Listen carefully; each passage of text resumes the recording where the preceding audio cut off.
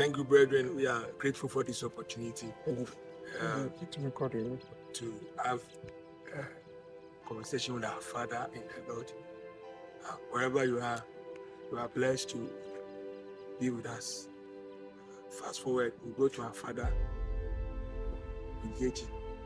God bless you. Daddy, we are grateful for this opportunity to have this conversation with you about personal life and in the church. We are grateful that in all your schedules, busy schedules, you have created an opportune time for us to have this event coming. Thank you. Like fast forward, we'll start with your personal background. You tell us your name, the history behind your name. I am Reverend Kabla Jesus, born after Israel.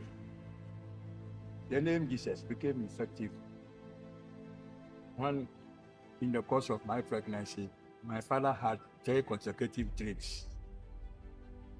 Look, your child on the conception is a male.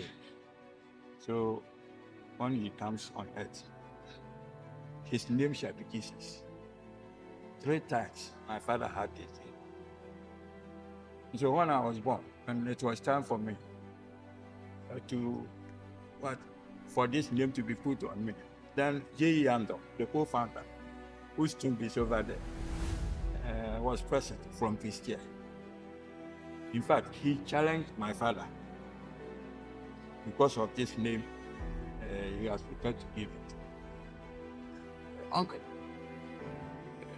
you have been a very high drinking person. You drink alcoholics. If, unfortunately, this child takes your steps to drink alcoholics, can you understand you have profaned the name? So personally, I, J. Yando, approve the name to be given. Such a name is to be given to the child. If unfortunately he takes your steps to drink alcoholics, yeah. And my father said, God Almighty knows that I am a drunkard, and still that he gave me the 3 tricks for this name Jesus to be put on my child. When my child was under conception, I was not knowing he was a male or a female, but God told me that he was a male. And truly, when he was brought forth, I found him as a male. So nothing can challenge my decision to put it in, as it has been inspired by God himself. So the name Jesus was taken. And very fortunately, in my upbringing, I've been acting according to the name until now that you have come. I attended early primary school and middle schools, and completed in 1970, where I successfully obtained my middle school leaving certificate. From 1964, to the end of 1966, then I've lost my mother, my father, and my only uncle. My mother died on 7th October 1964. My father died on April 4th, 1966. It was 24th February 1966 that Kwame Nkrumah was dethroned. So it was not more than 2 months that my father died. 6 months after my father's death, my only uncle also died. So from class 6 to 4 months, which you now call GSS1, it became very critical for me. I never thought I would be able to compete even Form 4. But what God put there. And that time, as an orphan, I was serviceable to people. And people used to tell me, you are Jesus. So you must lead Jesus' life.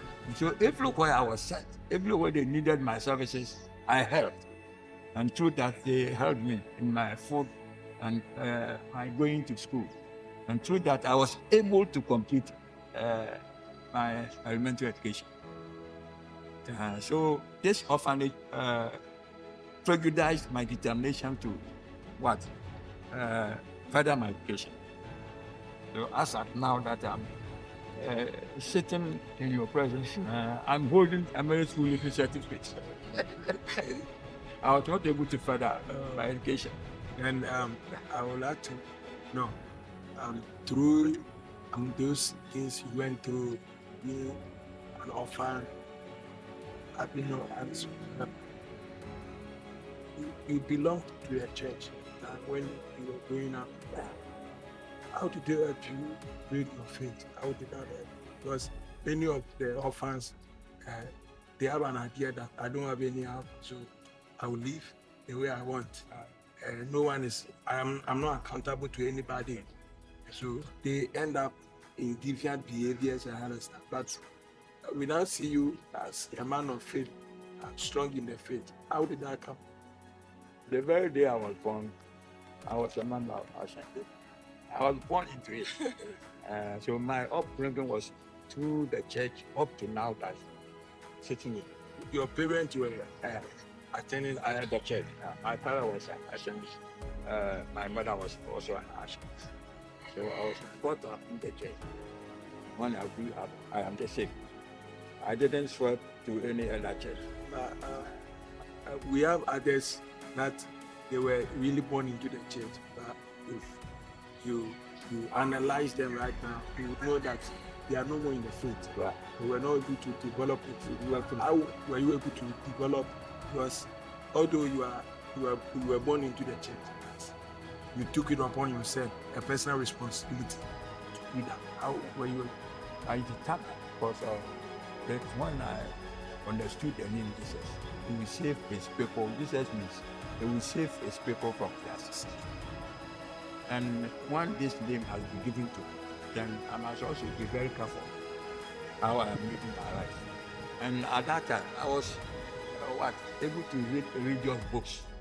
And one book that my friend of mine gave was entitled Healing the Sick. There were two books, Healing the Sick and then How to Receive Miracle Healing. These two books inspired me and brought up my faith and drew me nigh to Christ. So I didn't swerve from this faith until now. Thank you. Our current generations, we don't like to read. They are not So building our faith. We would like to know, you were born into the church, but now we know that there wasn't a year that you joined. We were already in the church. Thank you. If there is something you want to bring up concerning you being part of the church, we'll be back to you. But you were born into the church. Yeah. So there was no, you can't say, most of us were in different churches before we asked for you already in the church. So there is no year when you became an actor. I was baby, I was Okay, Daddy, thank you for this personal background.